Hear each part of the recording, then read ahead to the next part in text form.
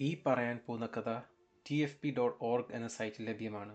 ഈ വീഡിയോയുടെ ഡിസ്ക്രിപ്ഷനിൽ ഞാൻ ലിങ്ക് ചെയ്തിട്ടുണ്ട്. 1950-ൽ കൊറിയയിൽ പരുക്കേറ്റ ഒരു നാവികഭടന്റെ യഥാർത്ഥ കഥയാണിത്.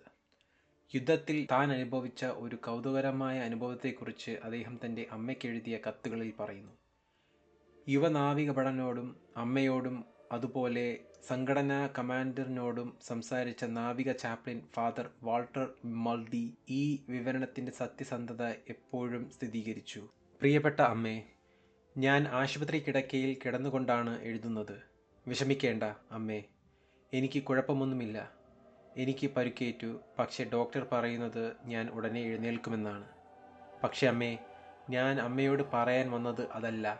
എനിക്കൊരു കാര്യം സംഭവിച്ചു. മറ്റാരോടും അവരുടെ അവിശ്വാസം ഭയന്ന് ഞാൻ അത് പറയാൻ ധൈര്യപ്പെടുന്നില്ല. പക്ഷേ എനിക്ക് അമ്മയോട് പറയണം. എനിക്ക് വിശ്വസിക്കാൻ കഴിയുന്ന ഒരേയൊരു വ്യക്തി അമ്മയ്ക്ക് പോലും ചിലപ്പോൾ വിശ്വസിക്കാൻ പ്രയാസമായിരിക്കാം. ചെറുപ്പത്തിൽ വിശുദ്ധ മിഖായേലിനോട് പ്രാർത്ഥിക്കാൻ പഠിപ്പിച്ച പ്രാർത്ഥന അമ്മ ഓർക്കുന്നുണ്ടോ? മിഖായേലേ, പ്രഭാതത്തിലെ മിഖായേലേ. ഞാൻ കൊറിയയിലേക്ക് പോകുന്നതിന് മുൻപ്, ശത്രുക്കളുമായുള്ള ഏതെങ്കിലും ഏറ്റുമുട്ടലിന് മുൻപ് ഈ പ്രാർത്ഥന ഓർമ്മിക്കാൻ അമ്മ എന്നെ പ്രേരിപ്പിച്ചു.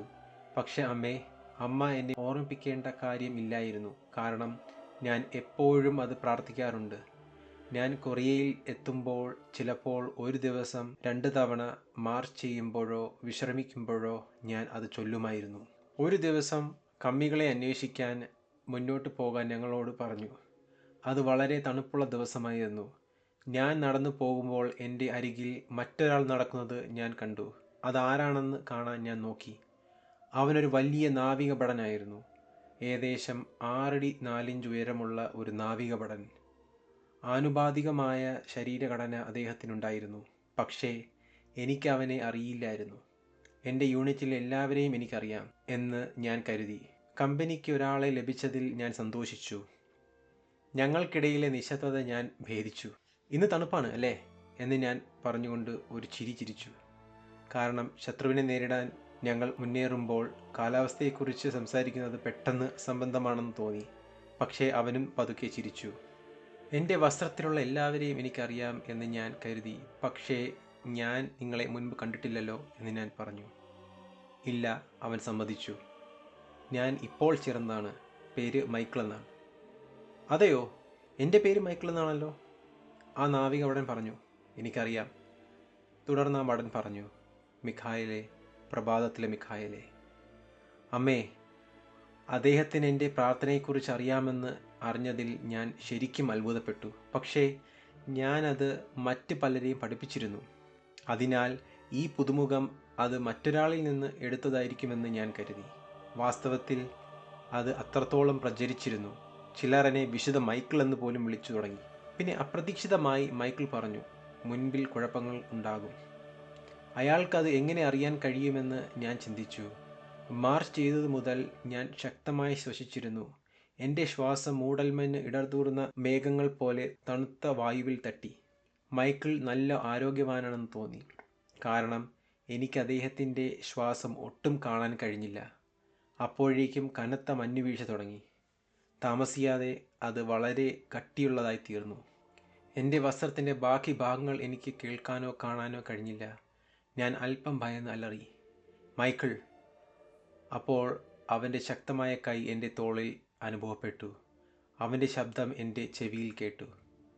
എല്ലാം ഉടൻ മാറും. പെട്ടെന്ന് അത് വ്യക്തമായി. പിന്നെ ഞങ്ങൾക്ക് തൊട്ടു മുൻപിൽ നിരവധി ഭയാനകമായ യാഥാർത്ഥ്യങ്ങളെന്ന പോലെ 7 കമ്മികൾ അവരുടെ തൊപ്പികളിൽ വളരെ തമാശയായി കാണപ്പെട്ടു. എന്നാൽ ഇപ്പോൾ അവരെക്കുറിച്ച് തമാശയൊന്നുമില്ല. അവരുടെ തോക്കുകൾ സ്ഥായിയായിരിക്കുന്നു. ഞങ്ങളുടെ ദിശയ്ക്ക് നേരെ ചൂണ്ടി. താഴേക്ക് മൈക്കിൾ, ഞാൻ മറവിനായി അലറി. നിലത്ത് വീഴുമ്പോഴും മുകളിലേക്ക് നോക്കിയപ്പോൾ മൈക്കിൾ ഇപ്പോഴും നിൽക്കുന്നത് കണ്ടു. ഭയത്താൽ തളർന്നതുപോലെ, അല്ലെങ്കിൽ ആ സമയത്ത് ഞാൻ അങ്ങനെ വിചാരിച്ചു.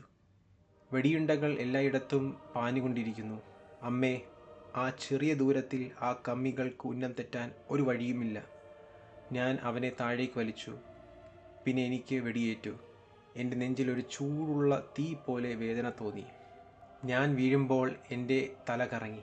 ഞാൻ മരിക്കുമായിരിക്കണം എന്ന് ഞാൻ ഓർക്കുന്നു. ആരോ എന്നെ താഴെ കിടത്തുന്നു. ശക്തമായ കൈകൾ എന്നെ പിടിച്ച് മഞ്ഞിൽ മൃദുവായി കിടത്തുന്നു. മയക്കത്തിനിടയിൽ ഞാൻ കണ്ണുകൾ തുറന്നു. അപ്പോൾ സൂര്യൻ എൻ്റെ കണ്ണുകളിൽ ഉജ്ജ്വലിക്കുന്നതായി തോന്നി. മൈക്കിൾ നിശ്ചലനായി നിൽക്കുകയായിരുന്നു. അവൻ്റെ മുഖത്ത് ഭയങ്കരമായ ഒരു തേജസ് ഉണ്ടായിരുന്നു.